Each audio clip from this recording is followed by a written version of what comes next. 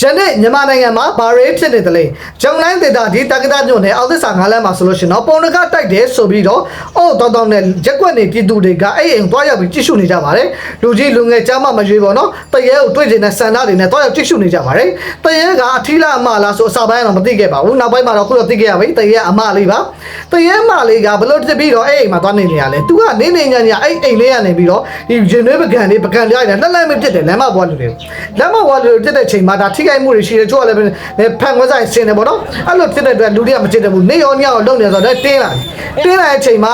ဒီကိစ္စဘာကြောင့်ဖြစ်တာလဲဆိုပြီးအုပ်ချုပ်ရေးမှုတွေဘာနဲ့တာကာတွေနဲ့ခေါ်ပြီးတော့တွားကြည့်ရှုတဲ့အချိန်မှာဒီအိမ်ထဲမှာဘာမှရှိမနေဘူးဘာမှရှိမနေဘဲနဲ့ပကြီးကားတွေဘာနဲ့တာကာတွေပဲရှိရပါတော့အိမ်ကအလွတ်ကြီးလူမနေဘူးအဲ့ဒါနဲ့နောက်ဆက်တွဲဒီတရေဘာကြောင့်ဖြစ်တာလဲဆိုပြီးတော့တတိနားလေတဲ့ဆရာတွေခေါ်လိုက်တာပေါ့ရွှေကျော်ဆရာတွေပဲရောက်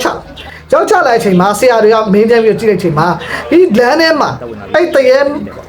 6ခင်တပတ်လို့မှာဒီအပင်ကြီးတပင်ရှိတယ်ဘဏ္ဍာဟောက်ဘလောက်ပဲပေါ့နော်အဲ့အပင်အကြီးကြီးကိုလူတွေကလက်စော်ပြီးခုတ်လိုက်တယ်ခုတ်လိုက်တဲ့အချိန်မှာအပင်မှာရှိနေတဲ့တရေကနေစရာမရှိတော့ပဲနဲ့ဒီအိမ်ထဲမှာပေါ့အိမ်လွတ်ထဲမှာရှိနေတဲ့ဒီပကြီးကဘလူးပုံစံပကြီးကအဲ့ပကြီးကလည်းနက်ခတ်တွေပိုင်းဟိုမလွတ်တလို့ဒီမလွတ်တလို့ဖြစ်နေတဲ့ပကြီးကမျိုးအဲ့ပကြီးကထဲမှာတရေမှာနေစရာရတော့တရေမှာ surprise ဆိုပြီးတော်သွားပါဗျာတော်သွားပြီးတဲ့အချိန်မှာသူအဲ့ပကြီးကထဲမှာနေမယ်ဆိုပြီးတော့နေလိုက်တယ်နေတဲ့ချိန်မှာသူအိမ်ထဲမှာနေတဲ့အချိန်မှာအတရားလိုမျက်စိတောက်တယ်မျက်စိတောက်တော့သူကပကံတရားနဲ့လှလက်ပြစ်တာဟောသူတို့နီးနားမှာကပီတယ်တို့ကရှိတယ်ဘွယ်ပကံတရားတွေပေါ်နေရတယ်ဆိုပြစ်တယ်ဘကွဲတဲ့ပကံတရားတွေတော့တက်ကအကြံသေးတယ်တွေ့လားအဲ့ဒါနဲ့လူကြီးတွေကနောက်ဆုံးလိုက်ကြရွှေကျော်ဆရာတွေကဒီကောက်ယူသွားမယ်တဲသွားမယ်ဗောနော်ကျန်တဲ့ပစ္စည်းတွေအင်ရှင်တွေကတဲဆိုပြီးတော့ဒါတဲရဲမှာဇလန်းဒီကုန်းချုပ်သွားတယ်ဗောနော်အခုချိန်ဒီတဲပတ်တဲ့ဒီကုန်းချုပ်သွားတယ်ပဲတွေ့လားမချောက်တော့ဘူးဆိုတော့ဒီကုန်းချုပ်သွားတယ်ဗောနော်အဲ့မှာတဲရဲမှာဇလန်းဒီကုန်းချုပ်သွားအောင်နောက်တစ်ခုကဘာလဲဆိုတော့မကွေးပတ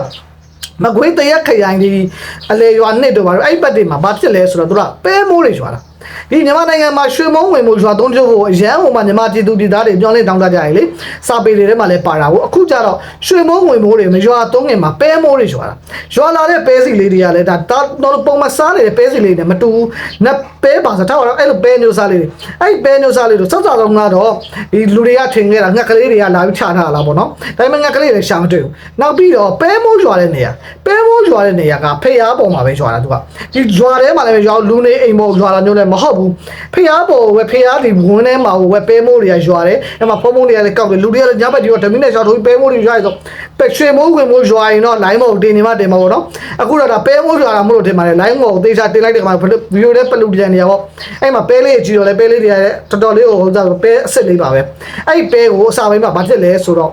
အသက်ဆန်းနေလောက်ကြတယ်ပဲကိုရေးစိတ်တောက်ပြီးဆိုရှင်သိပေါက်တယ်ဆိုတာမဟုတ်ပဲနဲ့အနာယောဂတွေတက်တာတယ်ပဲလေးကိုစားလို့ရှိရင်ကျန်းမာရေးတွေကောင်းတယ်96ပါးယောဂတွေတက်တာတယ်ဆိုပြီးတစ်ကုန်အောင်ဒါငကားကြီးကနေငကားမင်းကလိုက်ပေးလိုက်လို့လေတွေနဲ့တူတူပါလာတာဆိုရင်ငကားဇလန်တွေကလည်းပါလာတယ်ရောတတိယတိုင်းမလေးဒီမြန်မာနိုင်ငံမှာအထူးဆန်းတစ်ခုပေါ်လာပြီဆိုငကားကလည်းနောက်ဆက်တွဲပါလာတတ်တာမျိုးဆိုတော့အဲ့လိုနဲ့ပဲမိုးရွာတဲ့ဇလန်လေးဖြစ်လာတာပေါ့နော်နောက်တစ်ခုကတော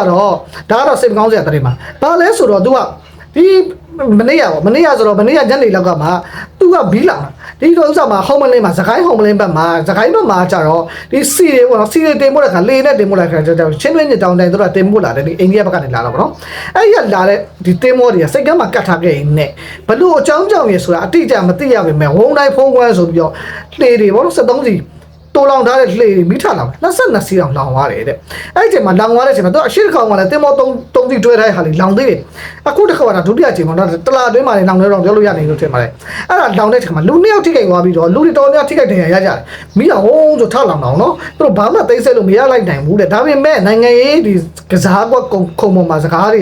ကဘယ်လိုထွက်လဲဆိုတော့ဒါကစီပေပါတွေနဲ့တက်ပဲမီးရှို့လိုက်ပြီးစီတွေမရှိတော့ဘူးဆိုပြီးတော့ဈေးကွက်ကိုကစားခြင်းလို့လားဆိုတဲ့စကားလုံးတွေလည်းကြားပါဒီတည်င်းနဲ့ပတ်သက်လို့ကတော့ဒါတည်င်းပေါ့နော်ဒီဖြစ်စင်တဲ့ပတ်သက်ရိုင်းနေမပြောချင်ပါဘူးနောက်တစ်ခုကတော့ဒါ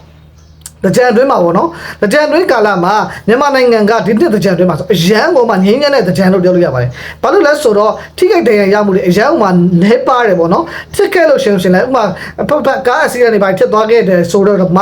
အရန်လူတေတောက်တဲ့အထိမဖြစ်ဘူးအထိုင်းမှာဆိုရင်လူတေတောက်တဲ့အထိဖြစ်နေတဲ့အချိန်မှာမြန်မာနိုင်ငံပေါ့ဘာအေးစစ်စစ်ပဲပေါ့နော်မြန်မာနိုင်ငံကဒီလမ်းလျှောက်တကြံတွေရတယ်တော်တော်လေးအောင်မြင်တယ်ဒါပေမဲ့ စိုးနေရတခုရှိတယ်အဲ့ဒါဘာလဲဆိုတော့ရက်ကွက်တကြံမန်တဲ့တကြံမျိုးတွေစီရမဟုတ်ဘဲနဲ့လမ်းလျှောက်တကြံမှာတော်စီတယ်နောက်ပြောလို့ရှိရင်ရက်ကွက်ထဲမှာစီတယ်ရက်ကွက်တွေစီသေးတယ်အဲ့လိုပုံစံမျိုးနဲ့ပဲတွားပြီးတော့